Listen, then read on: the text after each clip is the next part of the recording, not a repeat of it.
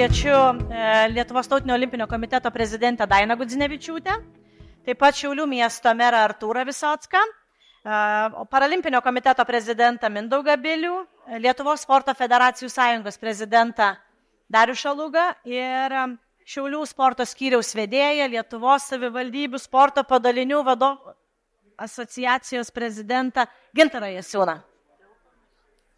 Kaip tik tiek. Tai turime visus pranešėjus, iš tikrųjų, ačiū Jums. Ir, na kągi, kaip Mindaugas savo pranešime pradžioje įrodė, kad sporto plėtros programa, mano supratimu, tai nėra tas pats, kas yra sporto strategija. Ir vienu metu turbūt, kilo ta iniciatyva, noras turėti sporto strategiją, kurią sukurtų vyriausybinės, savivaldybių, nevyriausybinės sporto organizacijos. Tai iš tikrųjų iniciatyva turbūt šitoje vietoje, nepasigūklinsim, bet priklauso dalinai Lietuvos tautiniam olimpiniam komitetui, tai prezidentė ir klausimas iš karto, kas paskatino ir ką reiškia tas susitarimas šiuo metu egzistuojantis su politiniam partijom, galbūt kokie jo motyvai ir koks pagrindinis turinys. Taip.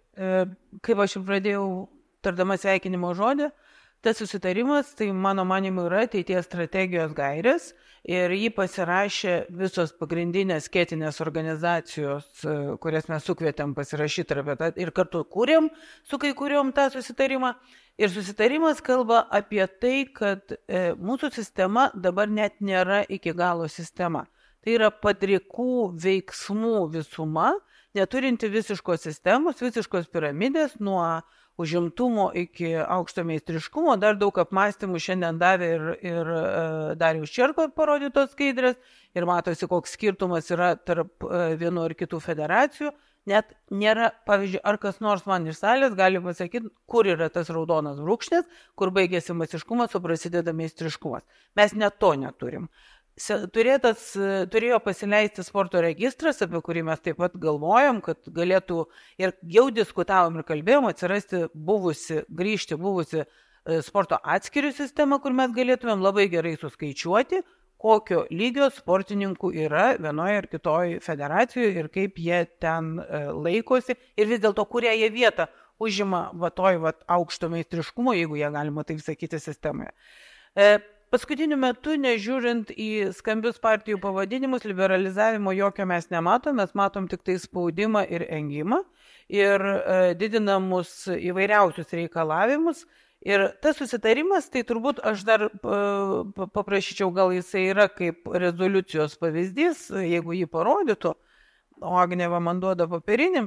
Tai mes kalbam apie tai, kad strategija turėtų būti labai aiški ir numatyti valstybės prioritetus bei tikslus. Tikslas medalis pats iš savęs yra prastas tikslas. Tikslas olimpiečių skaičius pats iš savęs yra prastas tikslas. Jeigu tu nori medalio, tu gali jį vieną žmogų pasiekti. Jeigu tu užsibrėži tikslą, mes šiandien diskutavom važiuodami, pasiekti kalno viršūnę, tai tu turi numatyti, kaip tu ją pasieki. O jeigu tik pasiekti, tai tu gali nusileisti ten sraigtasparniu, ir viskas baigėsi, tau ir tikslas pasiektas. Mes kalbam apie tai, kad ir vėl grįžtų, nėra sistemos. Nėra sistemos, turim daugybę nevyriausybinių organizacijų, nevyriausybininkas paprastai yra greitas, pigus ir išmanantis savo darbą, bet mums neduoda pasireikšti. Mus, kaip žinote, jau prieš keletą metų mes likom be didžiausios dalies finansavimo. Kitai dideliai daliai nevyriausybinių organizacijų net nesudaroma galimybė gauti skėtinę, aš kalbu apie skėtinę, net nesudaroma galimybė gauti tą finansavimą. Ir neturėdami to tikslo ir neturėdami galimybių veikti, mes visi atsigręžiam į agentūrą. Ir čia tikrai šiuo atveju nepriekaištas Mindaugui, kuris sako, aš tai pradau, aš nieko pakeisti negaliu. Tai duokit mums, mes pakeisim. Mes senai tą siūlom. Duokit mums, mes padarysim.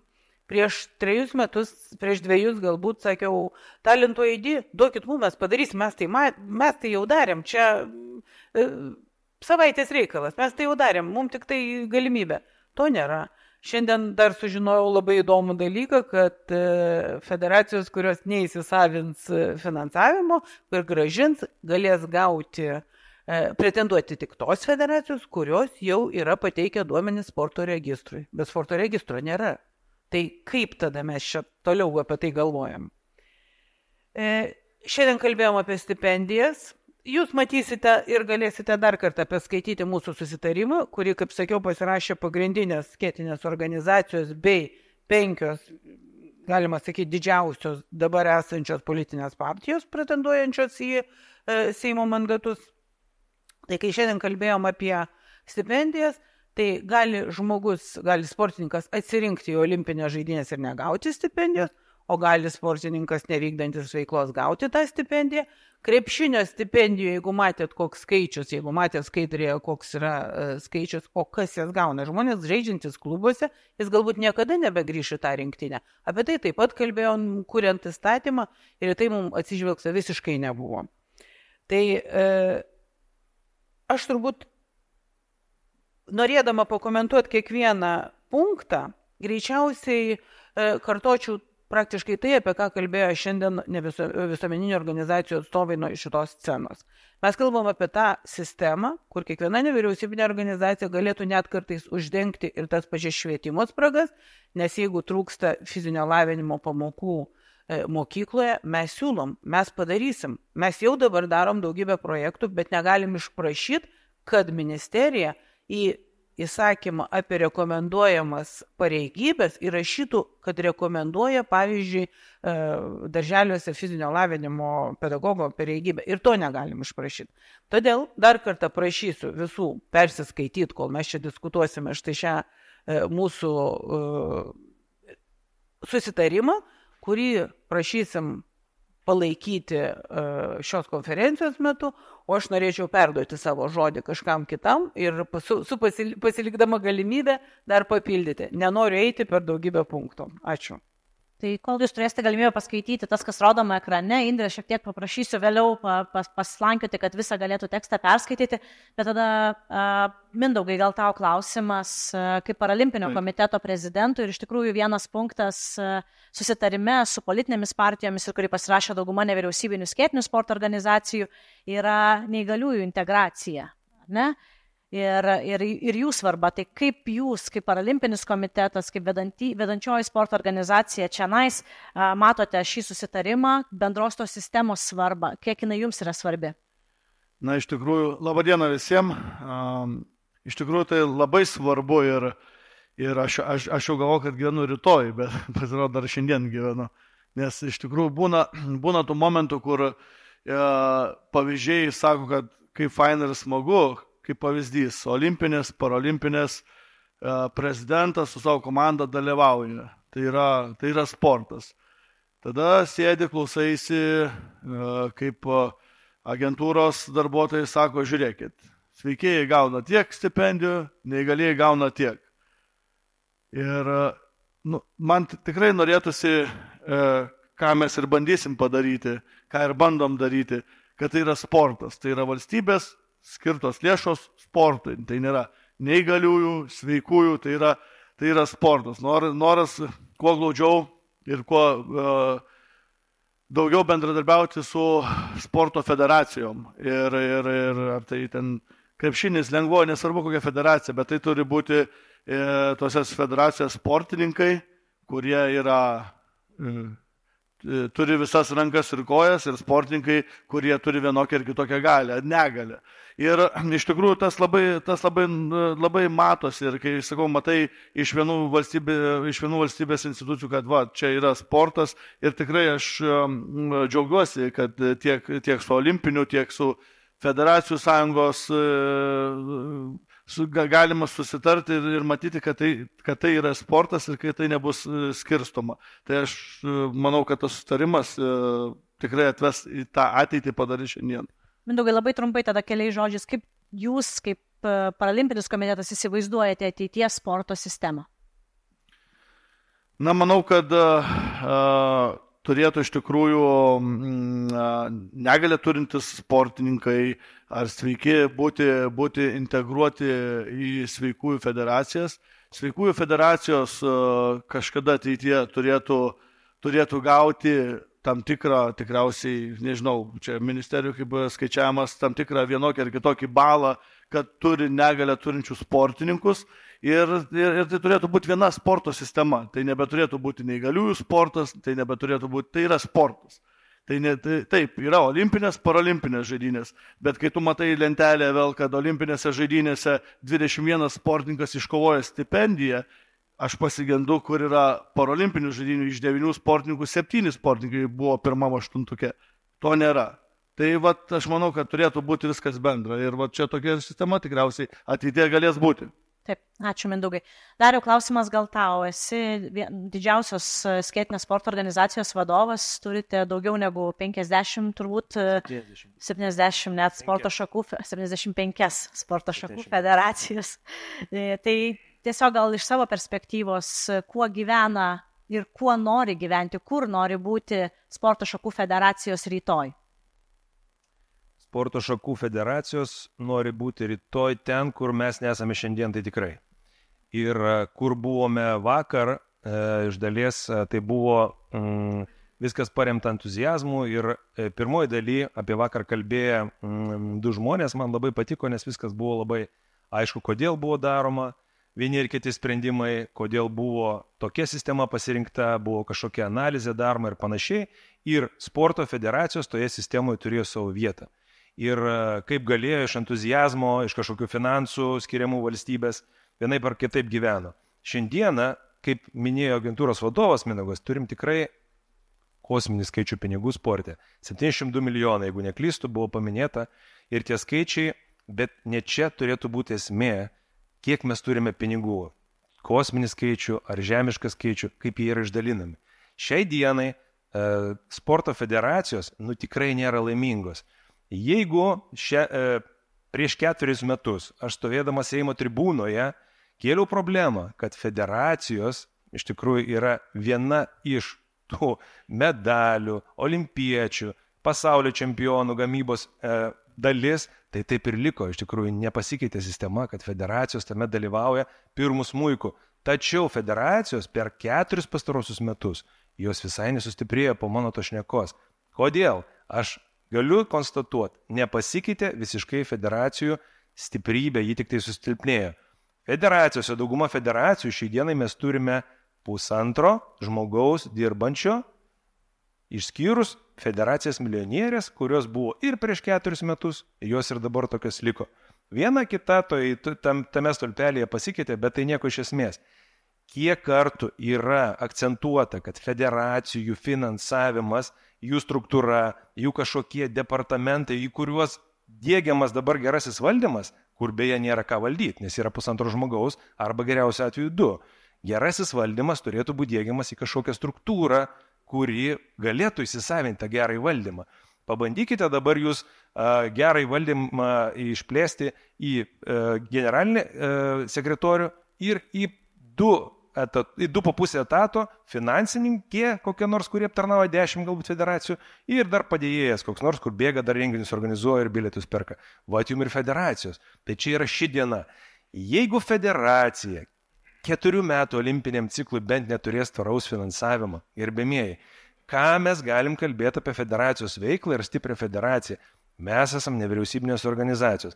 Ir Mindaugai, tau nepasisekė, nes šiandien atstovauja vienintelis, dabar ir ministerija, ir agentūra. Tačiau, dar kartą sakau, nebežinau kelintą kartą ir posėdžius ir apskritai, tendencingai tiek skėtinės organizacijos, tiek federacijos, visos minėtos nevyriausybinės organizacijos yra silpninamos.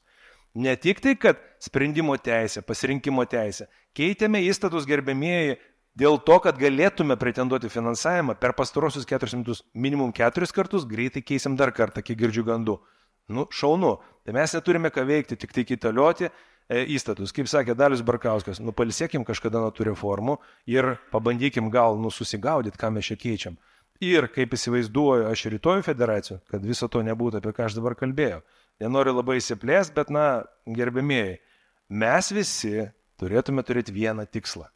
Tai yra būtent tie tikslai, kuriuos mes sutarėm ir einame.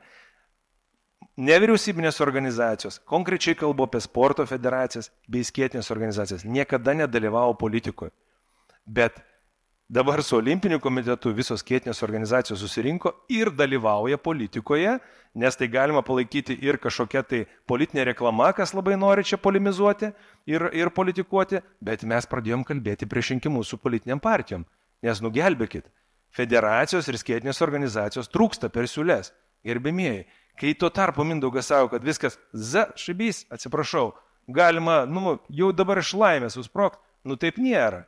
Taip nėra. Ir čia ne tavo Mindaugai strėlės, čia yra tiesiog sisteminės strėlės. Bet yra kaip yra. Blogai, gerbėmieji, blogai. Ir jeigu ten 5 ar ten 7 federacijos trimituoja, wow, saliutus to iššausim, nešausim. Didžioji dauguma nešaudys saliutų. Mes tiesiog, jau esam ant ribos nulūžimo. Ačiū labai. Dar nepadėk mikrofono, gal klausimėlis papildomas tau šiek tiek užsiminė apie tvarų finansavimą, ar ne, artėja Los Andželo olimpinės žaidynės, tie 4 metai nespės prabėgti, ar ne, finansavimas šiuo metu kol kas yra skiriamas kiekvieniems metams, bet mano klausimas galbūt labiau yra apie aukštą sportinį meistriškumą, masiškumą ir rėmimą sporto projektams. Kaip šita sporto šakų federacijos takoskyra tvarkosi su ją viduje? Tai nieko naujo, čia viskas į tą patį, ką jau pasakiau. Iš tikrųjų, jeigu kiekvienais metais mes nežinome, ar gaus federacija finansavimą, apie kokius planus, apie kokias strategijas galim kalbėti, apie kokius susitarimus su rėmėjais, su investuotojais iš verslo į sporto šaką galime kalbėti, jeigu aš net nežinau, ar mano federacija kitais metais gyvens. Labai sudėtinga yra situacija iš tikrųjų su rėmimu Lietuvoje ir vėlgi tos federacijos, kurios gali sau leisti, išleisti daugiau pinigų tam pačiam PR-ui arba marketingui, vadinkim kaip norim, tai kitos negali to. Ir tos federacijos, kurios vėlgi yra neturtingos, kurios vos kvėpuoja, jos ir dar toliau grimsta žemyn, dėl to, kad joms jokio dėmesio ir nėra. Tai va toks ir atsakymas būtų. O pasakyti, kad federacijos, pavyzdžiui, atsisakė ten 5% mokslo ir panašiai, palaukit. O kokios buvo priežastys? Dėl to, kad pirmas dalykas, trūksta pinigų visur, visose kitose srityse. Ir dėl ko, ką jūs galvojat, federacijos atstovai nenori investuoti į sportininkų sveikatą, į mokslą arba į tyrimus? Ne. Mes neturime kuo susimokėti tiesiog. Ir jeigu prievolė 5% mokėti, tai kiek lieka kitiem dalykam, organizaciniam ir išgyvenimui apskritai. Nejuokaukit, sakydami, kad federacijos, jos archaiškos, jos nusenė. Visi nori geresnio sportininkų gyvenimo, bet dar yra treneriai, yra teisėjai, yra bazės ir visa kita. Tai nereikia sakyti to, ko nėra. Ačiū Dariui. Ir dabar noriu gal Gintaro paklausti, iš tikrųjų esi savivaldybės sporto skyriaus vedėjas, ar ne, ir savivaldybės iš tikrųjų užima ypatingai svarbę rolę sporto sistemoje, skiria didžiulės lėšų sumas sportininkų rengimui. Tai gal Gintarai tavo prezentaciją, žinau, kad turi keliais žodžiais ir tada tau keli klausimai. Tai gerai, tada pradėkim prezentaciją, tada gal galima kitą lapą virskim. Tai kalbant apie iššūkius šios dienos, jie mums visi yra aiškus. Pabandėme tai parodyti per finansavimą infrastruktūros, sportininkų rengimų ir fizinį aktyvumą prizmę. Kalbant apie finansavimą, šios dienos mūsų preliminariais paskaičiavimais savivaldo yra apie 70 milijonų eurų, tikrai pakankamai nemažos lėšos. Jeigu prieš tai minėjo Mindaugas, apie 70 milijonų yra valstybės biudžete, tai savivaldoje tokia panaši suma yra. Bet iš kitos pusės mes kaip savivalda, kaip savivaldybės iš tikrųjų nelabai matom ir tikrai identifikuojam, kad nėra pakankamų koordinavimo, kad mes žinotume, kokia valstybės politika, kaip mes galim tomis lėšomis integruotis. Ir dar kalbant apie 70 milijonų, mes jau mūsų asociacija jau po Tokijo olimpinių žaidynių identifikavom, kad iš tikrųjų 70 milijonų, ar tikrai jie gerai dirba, ar yra gera kokybė, tai tikrai mes manom, kad ta kokybė yra nepakankamai, tai mes šiek tiek dar vėliau pasakysim mintį. Ir kalbant apie privačias lėšas, mes irgi įsivaizduojam, kad dar šiai dienai ne visoje Lietuvoje veikia normalūs mechanizmai, kad pritraukti būtent privačias lėšas į sporto sistemą, kas iš tikrųjų verslui yra įdomu realiai, bet tai ne visą laiką įvyksta. Kalbant apie sportininkų rengimų, tai iš tikrųjų, ar mes sutarėm, kas ką rengia ir kas atsakingas už sportininkų rengimą. Iš tikrųjų, realiai mes ne kad nesutarėm, bet nėra visai aiškumų. Mes ankstesniais laikais tikrai buvo situacija, kai buvo olimpiniai kandidatai, sąrašai, buvo olimpinis centras su ten dirbančiais treneriais.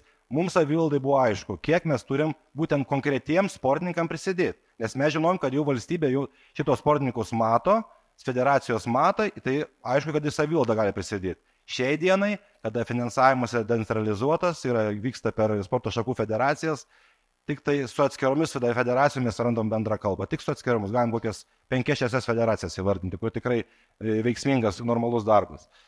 Tai infrastruktūra, tai iš tikrųjų šiai dienai mes iš tikrųjų Lietuva galim pasidžiaugti, ne tik Šiauliuose, bet ir ko gero visoje Lietuvoje, kad tikrai matosi, kad sporto bazės tikrai atsigavusios yra, didžiai dalim vystosi, bet plika akim matosi, kad nepakankamai aišku, ar visos savivaldybės investuoja į tas vietas, kur būtent tai dienai reikia. Ar tai gali būti būtent galbūt ir meras mūsų atveju galbūt paminėtų, kai kurias investicijas tai gali daryti privatus sektorius, o kitos savivaldybės užima tą vietą. Tai irgi tikrai nėra tos tarptinkros, nėra sisteminės analizės, žemėlapio tikro, kad tas tikriausiai atsiras neužilgo, jau senai kalbam iš tikrųjų, tai kad kur galėtų atsirasti tos bazės reikalingos, kur reikia valstybės investicijos, kur gali privatus sektorius, kad valstybė nesikištų, ilgalaikė strategija. Tai va toj vietoje mes irgi matom kaip didelį iššūkį. Ir dar kalbant apie fizinį aktyvumą, kas savivaldai tarytum turėtų labai pats svarbiausias momentas būti.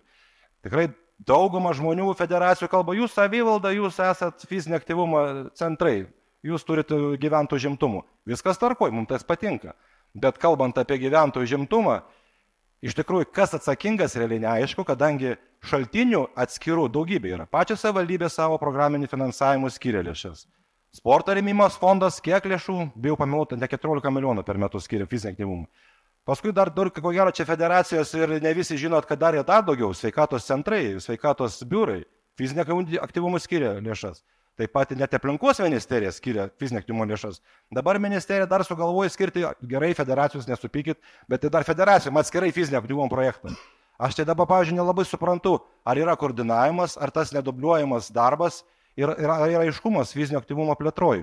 O problema yra ta, kad šiai dienai vaikų jaunimo įsitraukimas Lietuvoje yra statistiškai apie 30% organizuotojų veikloj.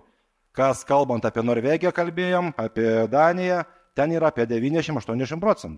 Tai ko gero mes ir sporto plotmėj per fizinį aktyvumą, plėtojimą neiškumą mes tikrai prarandam didžiulės talentos ko gero. Nes kaip tu atsirenki iš 30%, jeigu tu atsirinktum iš 70%. Tai akivaizdu, kad yra problema. Tai čia apie iššūkius. O kas padaryta labai trumpai, Indrė, galime toliau, vėl kalbant apie iniciatyvas. Tai po Tokijo olimpinių žaidynių asociacijas tikrai inicijavom, labai minėm ministeriją ant kulnų, kad reikia ištirti iš tikrųjų, ar tikrai savivaldybėse sporto centrai, sporto sistema veikia kokybiškai, kaip minėjau, 70 milijonų eurų tikrai gerai veikia. Tai mums pavyko, tai iš tikrųjų tikinti, buvo atliktas tyrimas ir akivaizdžiai, nesiplėsiu, tyrimą tikrai jisai paskelbtas yra, visi žinom, ir pagal tą tyrimą jau parengtos ir patvirtintos rekomendacijos, koks turėtų sportininkų rengimo centras būti, kitaip tariant, ten yra iš tikrųjų kokybės standartai. Viename Šiauliuose tą susidurėm, kad 11 mėnesių ciklas turėtų būti užtikrintas normaliam sporto centre, ne 10 mėnesių kaip mokytojai, kur dirbo švietimo įstaigos, o 11 mažiausia, tai rekomendacijos jau atsidūrė. Kitas klausimas, kaip jas įgyvendinsim tas rekomendacijas ir kas jas įgyvendins ir kokiais būdais. Yra sektinų pavyzdžių. Bet vėlgi, kalbant apie galbūt Mindaugo, čia kur jam dabar šiek ko gero taip sutapo, kad daugiausiai strėlių patenka. Kalbant, jeigu mes būtume tokioj padėtyje, kad va tai parašyta arba neparašyta, mes dirbam ramus. Jeigu mūsų asociacija, mes nebūtume, čia matau nemažai mūsų narių atvažiavus yra, nebūtume sutarę inicijavę pokyčių sporto įstatymų pakeitimų, ko mums reikia savivaldai, tai niekada nebūtų buvę. Šiai dienai mes buvom aktyvus ir iš tikrųjų gali ir tai pačiai ministerijai dabartiniai ir pliusą padėti, kad iš tikrųjų va, tos rekomendacijos pagaliau patvirtintos yra prieš kokį mėnesį. Nors dirbam tuo klausimu 4 mėnesius ir agentūra tai tikrai prisidėjo prie koncepcijos, prie rengimo. Tai va, apie tyrimus pakalbėjau, infrastruktūrą taip pat jau nebenoriu kartotis. Ir dabar, ką reikėtų daryti, tai kaip ir iš tikrųjų labai reikalingas mums aiškus kelias dėl sportininkų centrų įsileimo į sporto sistemą, kitaip tariant, savivaldybėm turbūt aišku, kokio lygio sportininkas pasiekęs, jis jau yra bendras sportininkas ir valstybės, ir federacijos savivaldybės. Šiai dienai tikrai yra tai slapukaujama 80%, kad federacijos nenori rodyti savo indėlio tam, kad neprarasti savivaldos indėlio. Antraip, savivaldybės pyksta ant federacijų, kodėl jos neįsilieja į šitą žaidimo taisyklės. Centralizuoto valdymo, manau, šiuolaikinio progresyvaus, galbūt klasterį, pavydalu galim pavadinti klasterį, gal tuo būdu mes tikrai susitartume taisyklės ir būtų visiems aišku. Ir tos lėšas būtų efektyvesnės, o gal jų net padaugėtų. Ir taip pat fizinis aktyvumas, jau nebenoriu kartuotis, tikrai turi keliauti strategija per vieną kanalą, o ne per 14 kanalų, kur mums visiems nebeaišku. Meras gal net ne vis laik pajunčia, mes administracijai kokį lapkričio mėnesį sužinom, kad sveikatos mūsų programo yra likusių nepanaudotų pinigų, bet iš aplinkos ministerijos, iš sveikatos ministerijos ir tada skubiai darom fizinio aktyvumo projektus. Kaip kažkaip taip įdomiai vyksta iš tikrųjų, bet čia vyksta ne tik Šiauliuose, visose 60 savivaldybių. Tai tokia trumpa apžvalga.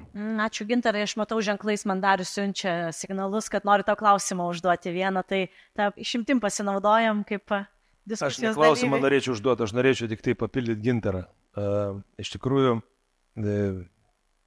šių metų balandžio 26 dieną Lietuvos sporto federacijos sąjunga savo ataskaitiniam susirinkime paskelbė deklaraciją apie visą tai, tame tarpe ir ką kalba Gintaras, apie nepasitenkinimą sporto sistemoje. Ir išsiuntė tą deklaraciją Lietuvos Respublikos prezidentui, Seimo pirmininkiai, premjerministrai, ministrai ir taip toliau. Ir reakcijų sulaukiam tik iš prezidentūros, aišku, prezidentūra daug galių čia neturi šitoje vietoje, tai ačiū Pauliau, aišku, čia pats atkreipė dėmesį, bet ir tiek. Tai jeigu 75 federacijų skėtinė organizacija šneka apie tai, ką mes šiandien šnekam, duoda signalus, tai gal gerbimieji paimkim ir susimastykim, ir mes tikrai einam tą linkme. Tai čia tik tai pratęsiant tai. Iki šiol nieks nevyksta, tą, ką mes surašėm. Tai dovano Gintarai, kad aš šitaip priminėjai man tokius dalykus, bet, matai, tu apie gerą nekalbėsi. Aš beveik viską pasakiau, nebent Agnė ką nors paklausė. Aš tik tais gal pareflektuoti paskutinį klausimą, tiesiog noriu paklausti, įvardinai, ką darysime rytoj, ar ne? Ir aukštameistriškumo sportininkų rengimas, taisyklėmis apibrėžtas, savivaldos vaidmuo jame, kas turėtų imtis lyderystės čionais? Lyderystė, kam imtis turėtų, kam labiausia skauda. Dabar šiai dienai šios dienos susirinkimų lyderystė, ko gero, yra Olimpinis komitetas ir Šiaulių savivaldybė. Bet taip tokio gero nebus. Ir Federacijos sąjunga, be abejonės. Bet iš kitos pusės, šiai dienai tikrai nelabai svarbu, kas, bet daugiausia skausmo yra tom organizacijų, prie kurios yra sportininkas. Tai yra federacija, būtent ir savivalda. Savivaldoje sportininkas gyvena, o federacijai rūpi tas rezultatas sportininko kelias. O iš tikrųjų, kad aš ir pats esu toks pat valstybės tarnautojas, vykdau, kas man parašyta, bet mūsų vienas iš uždavinių yra, jeigu kas blogai yra, taisyti iš tikrųjų reikėtų. Manau, kad lyderystė tikrai akivaizdi yra, turėtų būti klasterio principų, bet lyderystė turėtų būti iš visuomenės sektoriaus ir sportininkų. Ačiū, Gintarai, panašiai ir tikėjausi, kad atsakysi, nes noriu iš tikrųjų Šiaulių miesto merui Artūrui užduoti tokį klausimą. Jūs kaip miesto meras iš tikrųjų susidurite, platus spektras diapazonas darbų, ar ne? Ir šiandieną pakvietėte mus, konferencijos dalyvius, atvykti į Šiaulius vakar, šiandien, rytoj. Kaip jūs matote nevyriausybinių sporto organizacijų, apskritai nevyriausybinių organizacijų vaidmenį ir žinoma, ypač su šios dienos tematika susijęs sporto sistemoje, jų vaidmenį ir svarbą? Gal pradėsiu nuo to, jog visiškai pritariu gerbiamos Dainos minčiai, ne medalis yra tikslas. Ne medalis yra tikslas. Aš gal visiškai tada į savivaldą ir į bendrąjį matymą. Mano tikslas visoje šioje istorijoje yra sveikata. Vaikų sveikata, kurie vėliau taps suaugusiais žmonėms ir jie irgi turės turėti sveikatą. Entuziazmas. Jeigu tu tame dalyvauji, tu automatiškai pilnas entuziazmo, tuomet tu vesi savo vaiką į sporto varžybas, tu tada sirgsi už Šiaulius arba už Lietuvą. Žinokit, kaip smagu, kai pilna arena ir Šiauliai, taigi čia yra jau už mus, arba Lietuva, čiagi už Lietuvą. Čia yra entuziazmas, kuris yra būtinoji žmogaus gyvenimo dalis ir kas be galo svarbu ir kodėl mes čia visi susirinkom. Ko tikiuosi rytoj ir duok Dieve, kad tai būtų. Duok Dieve, kad nebūtų užtildytas Gintaras Jasiūnas. Duok Dieve, kad nebūtų užtildytas tinklinio federacijos vadovas Darius, kuris yra šiaulietis. Ir duok Dieve, kad nei vienas sportininkas nebūtų užtildytas, kuris siektų teisingumo jausmo. Nesant teisingumo jausmo, mes nepasieksim dalykų. Ir šitoje vietoje mes susirinkom siekti teisingumo jausmo, keliant tuos klausimus, kurie yra jau tapę be galo ryškus. Aš asmeniškai prieš 3 metus sąmoningai, gal prieš 2,5 pradėjau žaisti paplūdimio tinklinį, kad parodyti, kokia apgailėtina padėtis yra sporte per konkretų pavyzdį. Ir mums Šiauliams absoliučiai pavyko. Šitos tinklininkės su Šiaulių pagalba, su Šiaulių verslo pagalba prisibeldė iki olimpiados ir dabar mes galim kalbėti jau per jų pavyzdį apie visišką sisteminę problemą. Įsivaizduokite, kas vyksta. Vyriausybė prisėmė savo įsipareigojimus rengti visus sportininkus, atvedant juos į medalius. Bet tuos sportininkus į olimpiadą turi išvežti tautinis olimpinis, kuri yra nevyriausybinė. Įvyksta pripažinimas žmogaus, kad tu gali atvažiuoti į olimpiadą. Pinigų vyriausybė tai neduoda tautiniam olimpiniam. 0. Tada šita organizacija, kuri yra nevyriausybinė, turi suktis. Padarykim prielaidą, jog tokių žmonių būtų 20, 40, 50. Jie turi suktis. Jie turi nuvežti, aprūpinti, apgyventi, atstovauti Lietuvą valstybinį. Kur yra paradoksas? Tos organizacijos, kurios yra aukščiausio moralinio lygmens tarptautiniu masteliu, kur turi atstovauti Lietuvą, jos yra Lietuvoje nuskurdinamos. Kodėl? Kodėl jom neleidžiama veikti aktyviai, proaktyviai ir dalyvauti tame procese, paskui save traukiant visą nevyriausybinį sektorių, būnant to nevyriausybinio sektoriaus viršuje. Kodėl?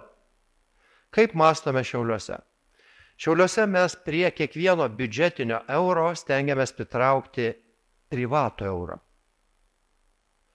Lietuva tai visi mes kartu. Niekada savivalda arba vyriausybė su valstybiniu biudžetu neišspręs problemų, jeigu į tą problemų sprendimą neįsitrauks visi kiti, kurie nėra vyriausybė arba savivalda. Tai mes čia susirenkam kalbėti labai plačiai ir sistemiškai, norint sukurti ir mastą šiuo atveju sporto srityje. Šiauliuose mes tai darom. Pavyzdį po pavyzdžio. Kodėl Šiauliai nėra matomi, dabar pasakysiu. Todėl, kad tai pavojinga sistemai. Todėl, kad tektų judėti. Todėl, kad tektų iš tikrųjų daryti dalykus. Atkreipi dėmesį, kas kalba šiauliečiai.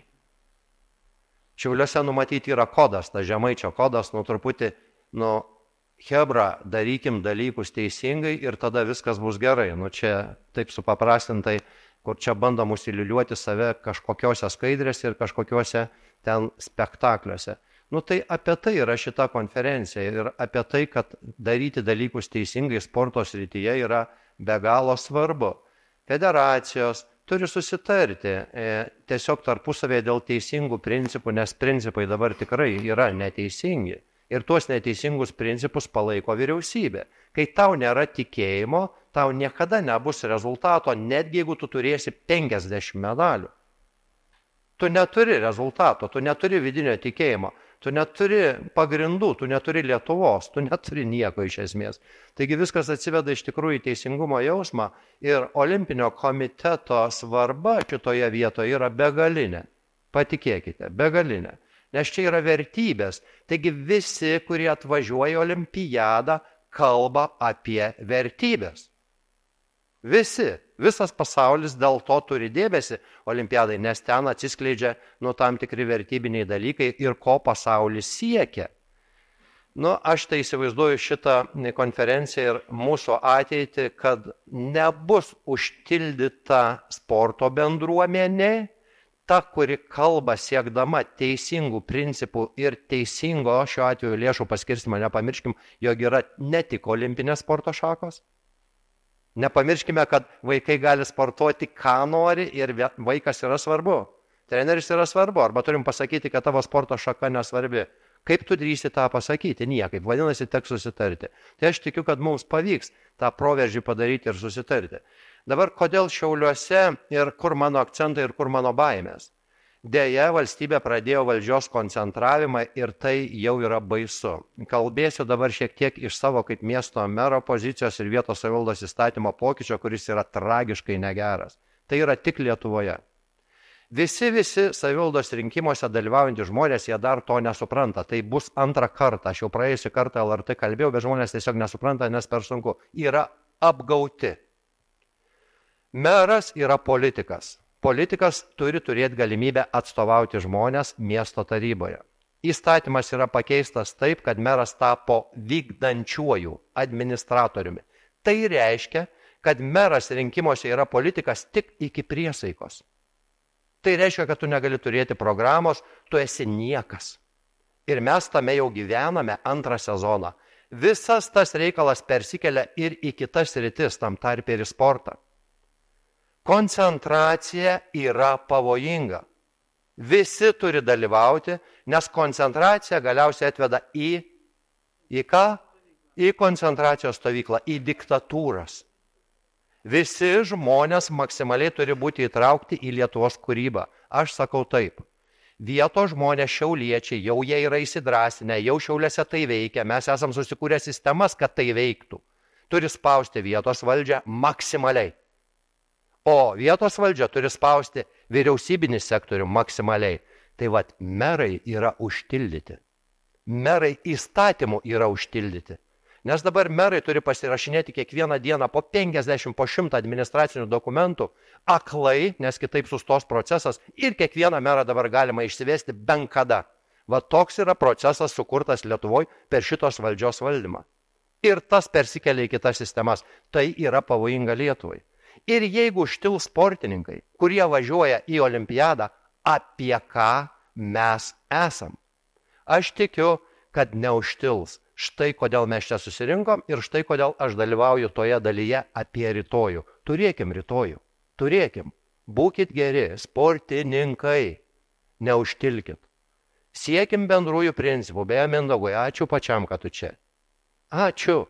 Nes reikia turėti drąsos atvykti ir iš tikrųjų galbūt sąlyginai susirinkti tuos guzelius, kurių nesivertas.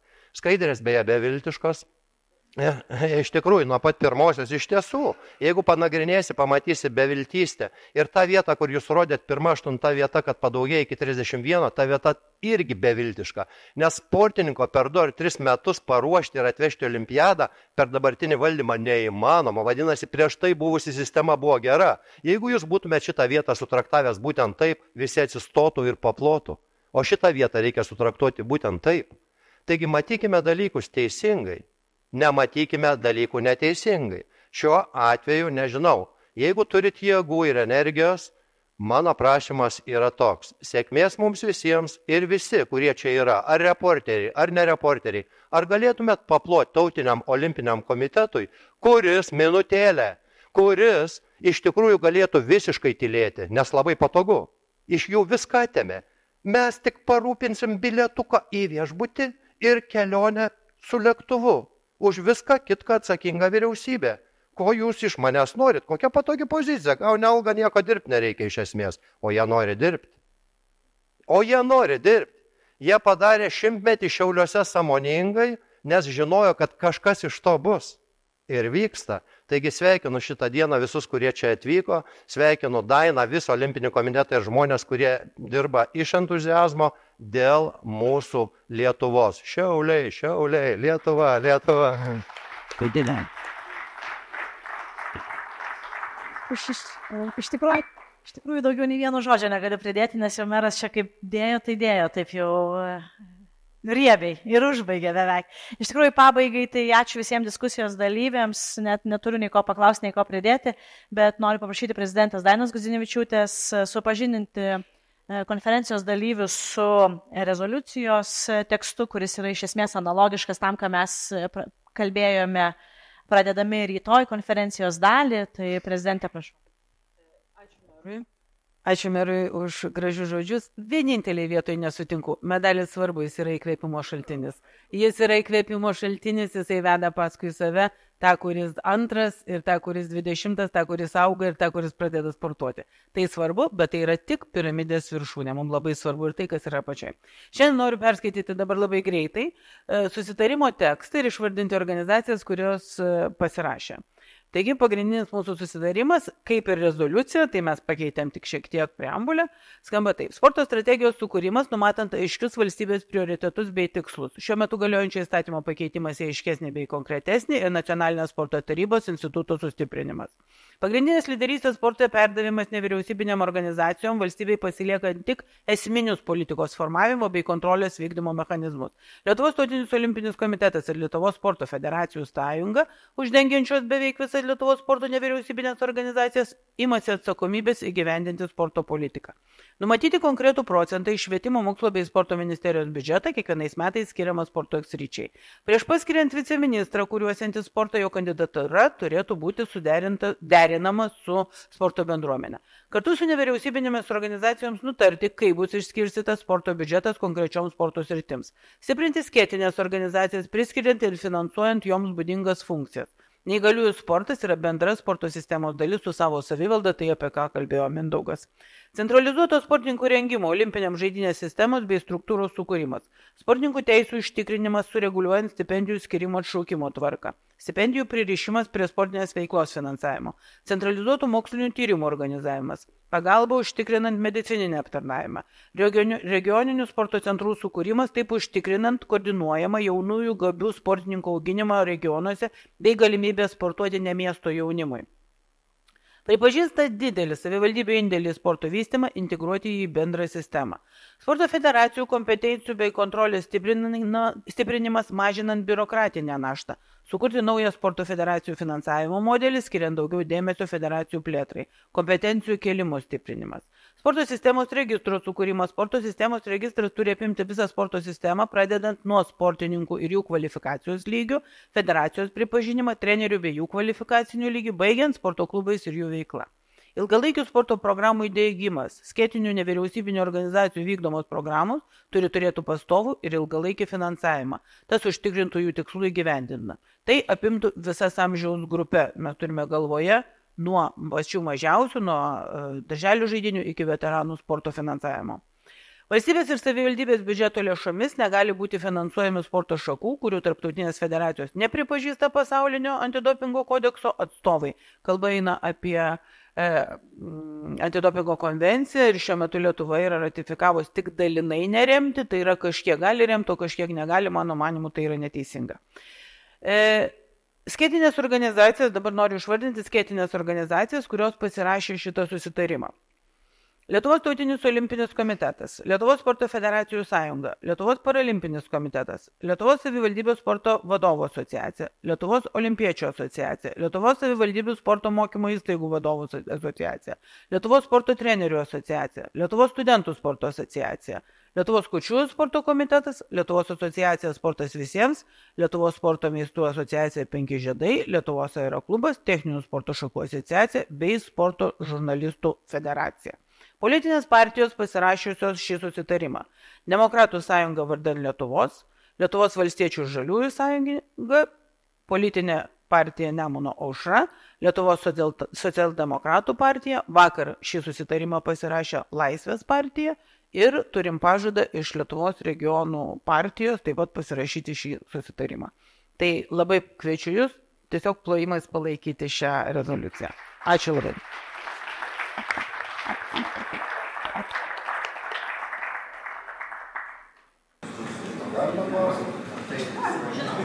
Galima? Aš iš vietos. Tai aš supratau, kad nebus reformų, bet jūs dabar imatės naujos reformos. Kaip supratau galite, ne? Ir kitas dalykas, ar čia tikrai su visom tom institucijom suderinta ir išdiskutuota, nes punktų buvo daug, dar net pavardo skaitydama. Tai mano tikslas yra, kad bendruomenė turėtų įsigilinti kiekvieną punktą ir priimti tikslus, kaip bus pasiekiamas atsargus. Ačiū už pamokymus, mes tikrai juos atsižvelgsime. Ne, kad atsižvelgta, tai čia pasirašymas yra kaip konstatavimas. Tai čia tik tai tiek, nes čia dabar gaunasi, kad grįžtam į sovietinį valdymą, nes kažką tai keičiam, nes liaudžiai valdžia. Kadangi Mindaugas paklausė manęs apie reformą, dėl sovietinio valdymo aš noriu, nedėjau višnės ant torto, galvoju, reikia šiek tiek turėti sąžinės, bet matau, kad sovietinis valdymas dabar yra taip įsigaliojęs, kad jūs įsivaizduokit, gerbėmieji, nei viena Lietuvos skėtinė sporto organizacija nepritarė sporto įstatymo pakeitimams. Nei viena, kuris dabar sėkmingai nuvažiavęs į Seimą yra priimtas. va čia yra sovietinis valdymas, Mindaugai, kuriame tu sėkmingai dalyvauji ir bandai dabar mus pastatyti į kampą truputėlį, primindamas, ar jūs čia dabar nedaro to paties, ką aš darau. Ne, mes tik tai kviečiame bendruomenę, gal padarykim pakeitimus, ko jūs čia sėkmingai pridirbat. Vat ir tiek. O jeigu vat, reikia apie sovietinį momentą kalbėti, tai dabar kaip tik tai nevyriausybinių organizacijų niekas ir neklauso. O mes sakome, netinka, ne dėl to, kad mes norim sakyti, jūs blogi, mes geri. Ne, mes vardinam argumentus ir sakom, netinka. O tada viceministrė po mūsų to pasakymo ir išvardinimo nacionaliniai sporto taryboje, kur gerbiamas Algirdas Raslanas vadovauja, mes išreiškime visos sporto bendruomenės nuomonės. Netinka, gerbėmieji, išdiskutuokim, pabūkim, pakalbėkim. Viceministrė sako, bet mes vis tiek teiksim Seimui. Ok. Bet iš tikrųjų aš labai noriu padėkoti pranešėjams, mūsų laikas baigėsi, dėkoju Jums, dėkoju visiems konferencijos dalyviams, kurie atvyko, buvo klausę, dėkoju už pritarimą rezoliucijai ir aš tvirtai tikiu ir čia gal, refleksija Mindaugui, kad visi kartu mes galime padaryti pokytį ir ne vienas tą pokytį privalo daryti, tą pokytį imasi lyderystės, inicijuoja ir daro daugybę sporto organizacijų ir tam reikia pritarti, išklausyti ir padėti. Tai ačiū labai visiems. Šiek tiek trumpa informacija, kad labai prašom nusifotografuoti prie sienelės. Klausimą galima, aišku, per kavos pertraukėlę, per pietus. Ir dar vieną prašymą turi, jeigu merė leisit, kad paplotumėt sporto skyriaus darbuotojai, kurie čia prisidėjo prie šito kartu su olimpinė darbuotojais parengimui. Ja. Čia tai ypatingas ačiū visiems, kurie prisidėjo prie renginio organizavimo ir dar kartą primenu, kad labai prašom nusifotografuoti prie sienelės visus esančius konferencijos dalyvius.